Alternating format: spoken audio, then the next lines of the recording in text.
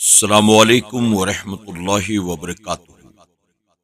میرے پیارے آقا علیہ الصلوۃ والتسلیم کے پیارے دیوانوں، خاتون جنت حضرت فاطمۃ الزہرا رضی اللہ تعالیٰ عنہا کی کنیزوں، ایک چالاک چور، لندن کی ایک چالاک چور عورت کا آرٹ ملاحظہ فرمائیے۔ خبر آئی کہ کچھ دنوں سے ریل کے مسافروں کے سوٹ کیس گم ہونے لگے ہیں۔ پولیس نے بہت کوشش کی مگر چور ہاتھ نہ آیا۔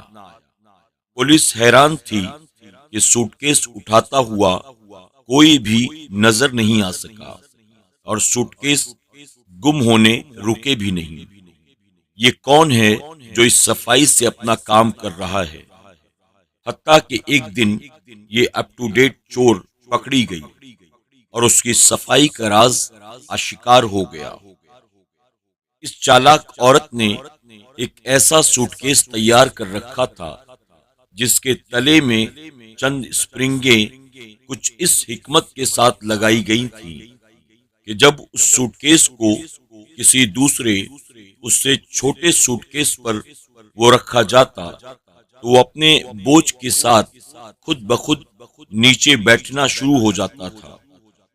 اس کا تلا اندر کی جانب گھس جاتا اور نیچے والے سوٹ کیس کو اپنے اندر لیتا جاتا تھا، حتیٰ کہ تھوڑی دیر میں اس کا سوٹ کیس نیچے فرش کے ساتھ لگ جاتا اور نیچے والا سوٹ کیس اس کے سوٹ کیس کا لقمہ بن کر غائب ہو جاتا تھا۔ یہ چور اپنے اسی سوٹ کیس کو ہاتھ میں لے کر سوار ہوتی اور کسی مناسب سوٹ کیس کے اوپر اسے رکھ کر اطمینان کے ساتھ بیٹھ جاتی اور اگلے اسٹیشن پر اتر جاتی تھی۔ اسی چال سے سینکڑوں سوٹ کیس اس نے اڑائے۔ سبق: کہاں اسلامی تہذیب و تعلیم کہ کسی کی گری ہوئی چیز بھی مت اٹھاؤ، اور کہاں یہ غیر حلالی تہذیب و تعلیم کہ ایسے سوٹ کیس تیار کرو جو دوسروں کے ہزاروں مال والے سوٹ کیس ہڑپ کر جائیں۔ مولوی ظفر علی نے خوب لکھا ہے: تہذیب نو کے منہ پہ وہ تھپڑ رسید کر، تہذیب نو کے منہ پہ وہ تھپڑ رسید کر جو اس حرام زادی کا حلیہ بگاڑ دے۔ ہمارا ماڈرن طبقہ یورپ کی ترقی، وہاں کی ترقی یافتہ عورتوں کی تعریف میں زمین و آسمان کے کلابے ملا دیتا ہے۔ وہ دیکھیں کہ یورپ کی اور اس کی عورتوں کی ترقی، ہمارا کوئی یورپ کا دل دادا وہاں سے میم بیاہ کر لاتا ہے تو میم کے سوٹ کیس میں وہ ایسا غائب ہو جاتا ہے کہ ماں باپ بیچارے حیران و پریشان رہ جاتے ہیں کہ وہ ہمارا بیٹا جو یورپ گیا تھا وہ ہمارے ہاتھوں سے چھن کر غائب کہاں ہو گیا۔ یعنی پھر ماں باپ کا وہ نہیں رہتا، اس کی میم میں غائب ہو جاتا ہے۔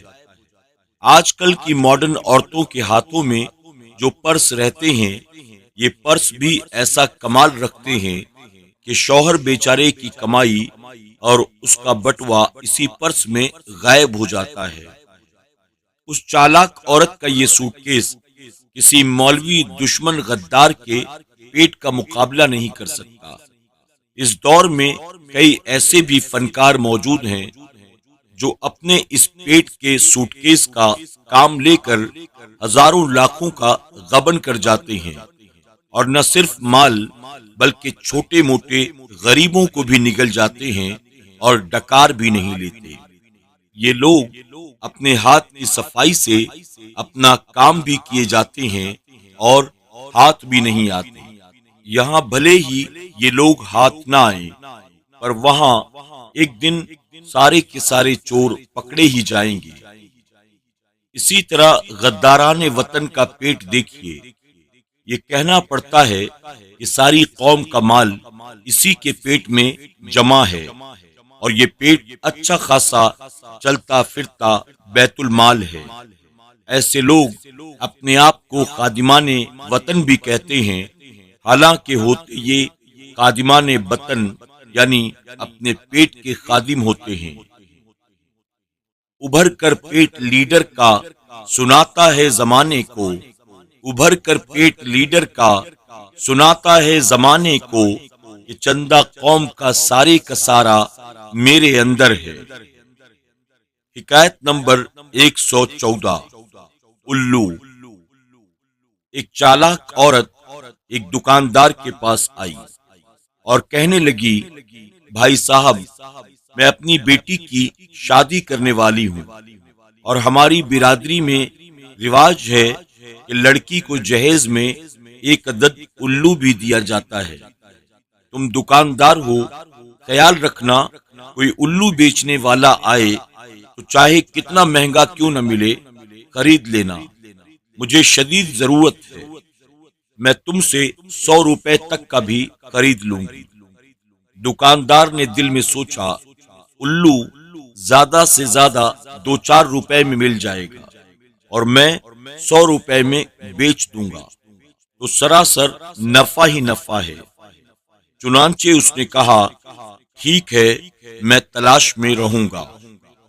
اس عورت نے اپنے بھائی کو ایک الو دے کر اس بازار میں بھیج دیا جہاں اس دکاندار کی دکان تھی، اور اسے سمجھا دیا کہ اگر دکاندار الو خریدنا چاہے تو 50 روپے سے کم میں نہیں بیچنا۔ چنانچہ مکار عورت کا مکار بھائی الو لے کر اس بازار سے گزرا۔ دکاندار نے جو اسے دیکھا تو آواز دے کر اپنے پاس بلایا اور کہا، الو بیچتے ہو؟ اس نے کہا، ہاں۔ دکاندار نے قیمت پوچھی تو اس نے 80 روپے بتائے۔ دکاندار نے کہا، ہوش کرو، الو کی اتنی قیمت زیادہ سے زیادہ 2-4 روپے کا ہوگا۔ اس نے کہا، نہیں صاحب، میں تو اس سے 80 ہی کا دوں گا، اگر آپ کو لینا ہو تو لو، اس سے کم کا ہرگز نہیں دوں گا۔ دکاندار نے زیادہ زور دیا تو 70 اور 70 سے 60 اور 60 سے 50 تک آ گیا۔ دکاندار کی نظر میں 100 روپے تھے۔ اس نے سوچا، چلو 50 ہی پر لے لو، 50 پھر بھی بچ جائیں گے۔ چنانچہ اس نے نقد 50 روپے دے کر الو خرید لیا اور بڑا خوش ہوا کہ الو جلدی مل گیا۔ 2 روز کے بعد وہی عورت دکان کے سامنے سے گزری تو دکاندار نے آواز دی، بہن جی، الو لے جاؤ۔ عورت نے غصے میں آ کر کہا، بدماش، یہ کیا کہا تو نے؟ ایک شریف عورت کو تو پریشان کرتا ہے، گھر میں کوئی نہیں کیا؟ الو دے جا کر اپنے گھر کسی کو۔ لوگ جمع ہو گئے، کہا، کیا معاملہ ہے؟ وہ کہنے لگی، جان نہ پہچان، میں یہاں سے گزر رہی تھی، اس نے مجھ سے کہا الو لے جا، اس کی ایسی کی تیسی، یہ کیا لفظ کہا اس نے؟ سب لوگ دکاندار پر لان تان کرنے لگے۔ وہ بولا، یہ خود ہی کہتی تھی کہ مجھے الو درکار ہے، مجھے اپنی لڑکی کے جہیز میں دینا ہے۔ سب نے کہا، بے وقوف، یہ بھی کوئی ماننے والی چیز ہے؟ کوئی الو جہیز میں بھلا دیا جاتا ہے؟ تم بدماش ہو جو راہ چلتی عورتوں کو چھیڑتے ہو۔ دکاندار بیچارے نے 50 کا نقصان بھی کر لیا اور بے عزت بھی خوب ہوا۔ سبق: قرآن پاک میں اللہ رب العزت فرماتا ہے، كمثل الشيطان إذ قال للإنسان اكفر فلما كفر قال إني بريء منك إني أخاف الله رب العالمين۔ مفہوم: شیطان انسان سے کہتا ہے کفر کر، اور جب انسان کفر کرتا ہے تو پھر اس سے کہتا ہے میں تم سے بری ہوں، میں تو اللہ سے جو رب العالمین ہے ڈرتا ہوں۔ دیکھا آپ نے، اس چالاک عورت کی طرح شیطان پہلے انسان کو بہکاتا ہے اور پھر اسے خلاف شرع حرکات پر آمادہ کرتا ہے اور بیوقوف انسان عیش و عشرت کی لالچ میں شیطان کے داؤں میں آ کر شریعت کے خلاف حرکتیں کرنے لگتا ہے، اور شیطان جب دیکھتا ہے کہ میرا مطلب حل ہو گیا تو پھر کہتا ہے میں تو تمہیں جانتا بھی نہیں، جو کچھ بھی تم نے کیا ہے اس کے ذمہ دار تم خود ہو، میں تمہارے کاموں سے بری ہوں، تم جانو تمہارا کام جانے۔ مسلمانوں، ہوش کرو اور شیطان سے اپنے آپ کو بچاؤ۔ میرے پیارے آقا علیہ الصلوۃ والتسلیم کے پیروانوں، خاتون جنت حضرت فاطمہ الزہرا رضی اللہ تعالیٰ عنہا کی کنیزوں، آج کے درس میں بس اتنا ہی۔ انشاءاللہ چند نئی حکایات کے ساتھ کل پھر آپ کی خدمت میں حاضر ہوں گے۔ اپنا خیال رکھیں اور اپنی دعاؤں میں ہمیں ضرور یاد رکھیں۔ السلام علیکم ورحمۃ اللہ وبرکاتہ۔